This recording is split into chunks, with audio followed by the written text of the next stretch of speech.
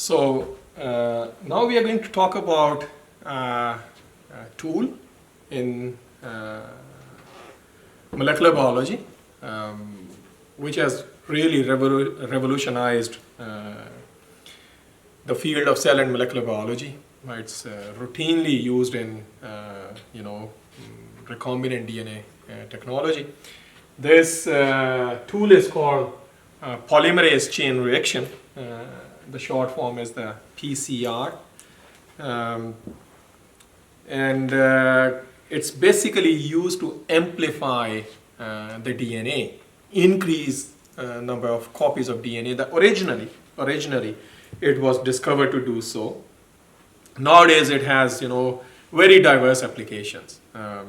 You can use it in diagnostics. You can use it in genotyping for genotype of certain mutations. But it's a very diverse. It has very diverse applications in the field. Going back in 70s, when people started recombinant DNA technology, or what we just covered about genetic engineering, where they wanted to started cloning certain genes and then try to understand function of the gene.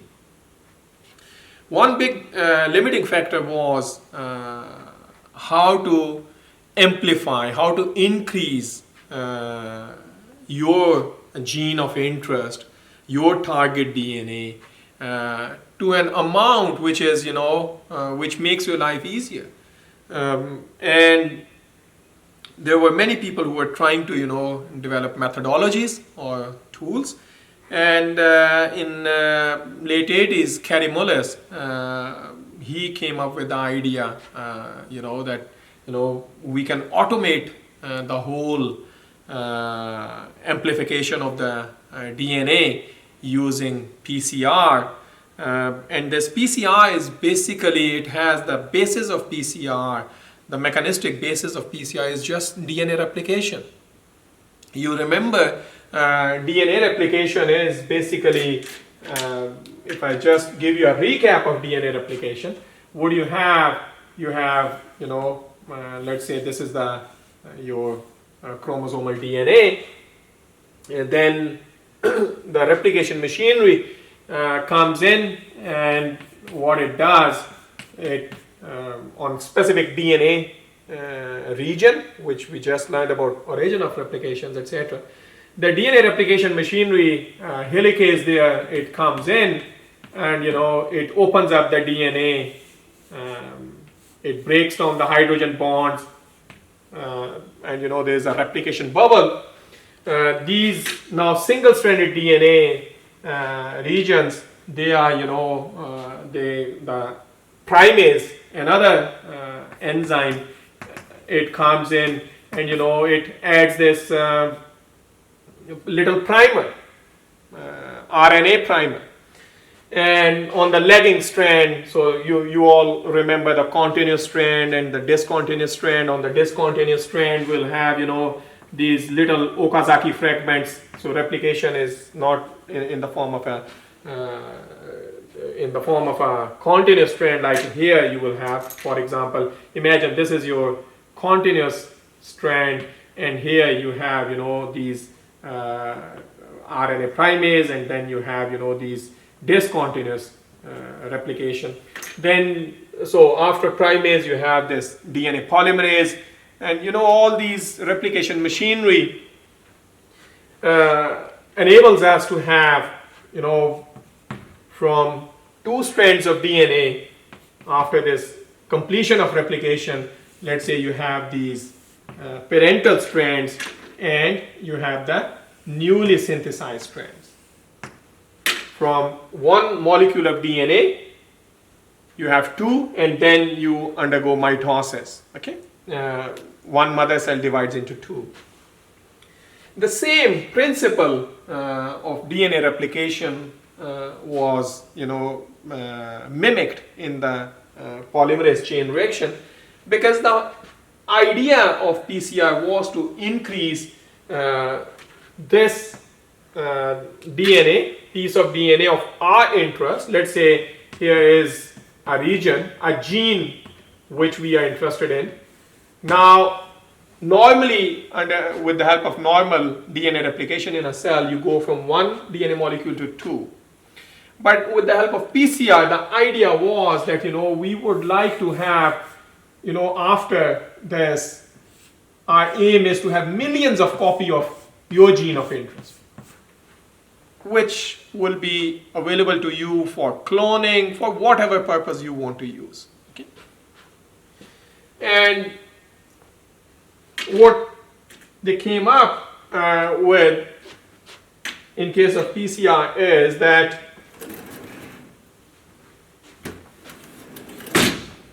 keeping all the principles of DNA replication and having it in automated machines, life became much more easier. So the idea was that we are going to have, as I just mentioned, let's say this is your DNA and your gene of interest is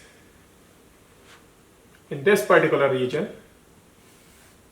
This particular gene you want to amplify. I just zoom in, and let's say the zoom in of this sequence is, we write the sequence of the gene, for example,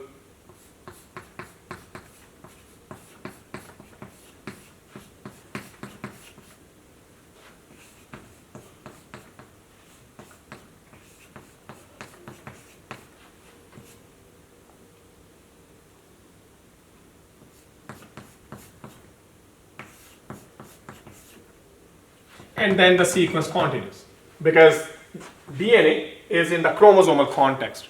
Okay? Now, and it's very important to remember the orientation of the DNA, 5 to 3. So the double-stranded DNA sequence will be, if I gave you single-stranded DNA, you can easily always make double-stranded by yourself as well. You don't need to, wait for having double-stranded DNA sequence.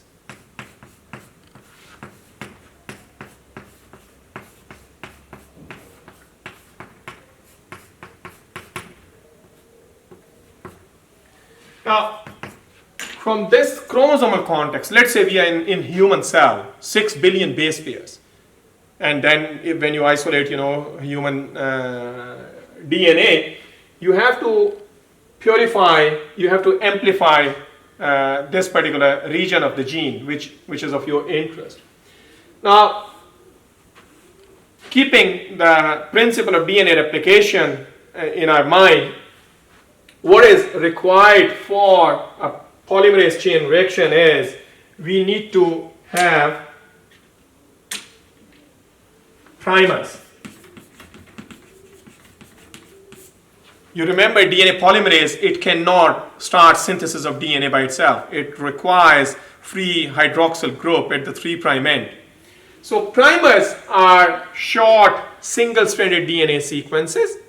They range 18 to 25 nucleotide in ideal scenarios. They can be up to 30 nucleotides long as well.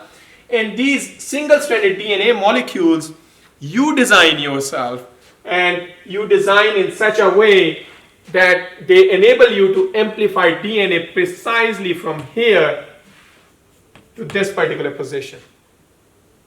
And we need 2 primers, because one of the primer will bind and copy this strand, the other will bind and copy this strand. Now, let's learn how to design primers, because this is a very important concept. And most of the time I have seen students even in the senior years struggling with designing primers.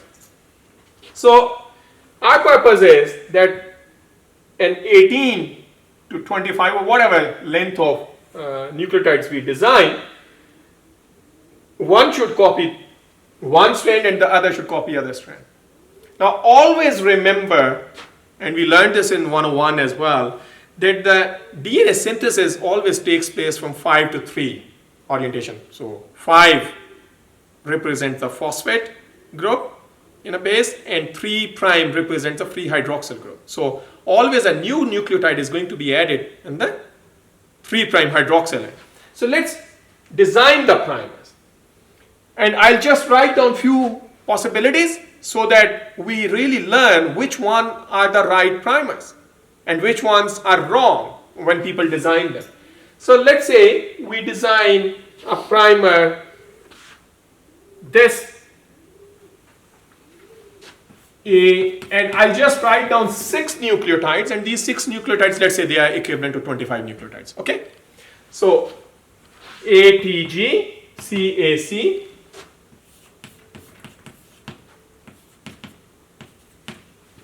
the other primer can be TAC, GTG. Sorry, let's first design the one complete pair. So this one is coming from this side, and let's say on this side we design CAC, ATT, another pair. So this is one pair we design. The second pair we design, for example, we take from this strand TAC, GTG,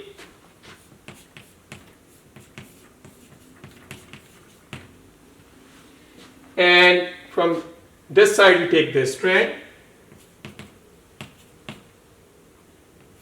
GTG, TAA. Now GTG, TAA, 5 to 3. Many times when I ask students to design primers, they design, okay, GTG, CAT, 5 to 3. Okay, let's write this. GTG, CAT, 5 to 3. From here, they're designing this one. GTG, CAT, okay, 5 to 3, this one. And then some also design like TTA, so because 5 to 3 is going this direction now, TTA, CAC,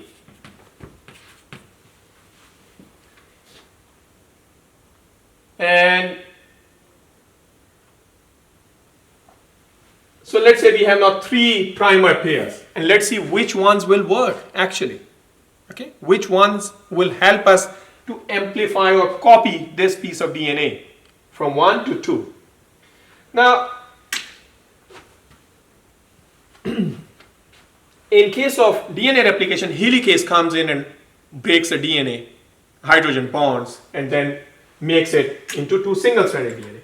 In polymerase chain reaction, what we do, we simply heat up the DNA at 95 degrees Celsius, and then all the hydrogen bonds are broken, and then this double-stranded DNA will become single-stranded. Now, the single-stranded DNA will be bound by these primers. Okay. Now, what is possibility? Which primers are right, which ones are wrong, and why the right ones are actually right? We will learn this. So now imagine we have this single-stranded, these are no more double-stranded. After heating, these primers are going to come and bind. So let's try this primer, 5 to 3. Will it bind anywhere? So this 5 to 3 primer, the first one, ATG, CAC, it will bind here, ATG, CAC. And its orientation is 5 to 3, and it's binding to molecule which is antiparallel. According to our concept, this is a good primer. Now let's look at the second primer we designed for in this pair, CAC, ATT, CAC, ATT, and we said it's 5, 3. This is also 5 to 3 strand, and the primer is also binding 5 to 3. this is not a right primer. This will fail because you need to have anti-parallel. Okay. Now let's look at others. The second pair of primer, TACGTG, and we said 5 to 3. TACGTG, TACGTG, and we said 5 to 3. This strand is also 5 to 3 and your primer is also 5 to 3. It has to be anti-parallel, like this one. 5 to 3, this strand, and 5 to 3 primer. So your forward primer is this one, and this one is right, this one is wrong. Because it cannot simply amplify the two strands in the parallel fashion. Now let's look at the reverse primer in this case, GTG-TAA, GTG,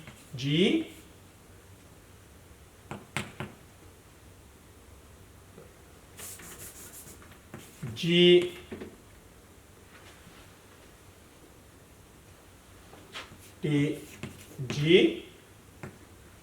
TAA, and 5 to 3.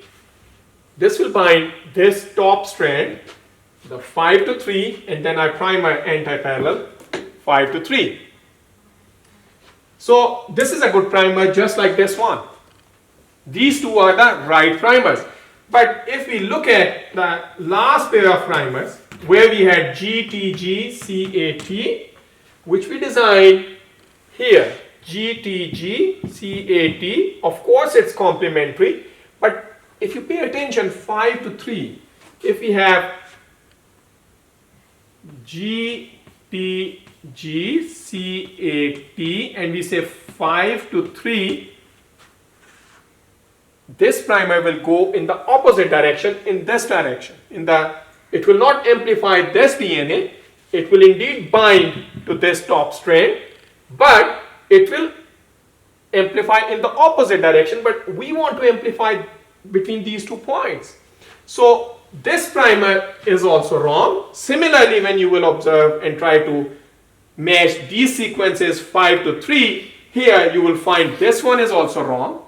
So your right primers are this one, ATG, CAT, 5 to 3. This will go in this direction.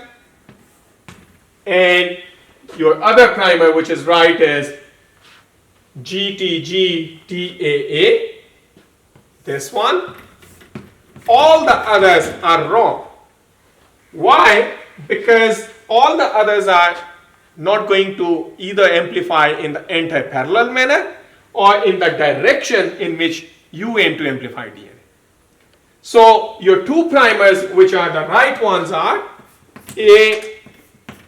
ATG-CAC, 5 to 3, because this primer is going to bind to this strand, the bottom one, which is 5 to 3 in the gene, and your primer is going to bind in this direction and then make complementary copies of this DNA.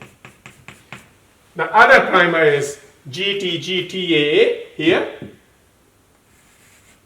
This will bind to this top strand, which is 5 to 3. Your primer is 5 to 3 in the anti-parallel manner, and then this is going to make complementary copy of this top strand. Okay. Now with these 2 primers,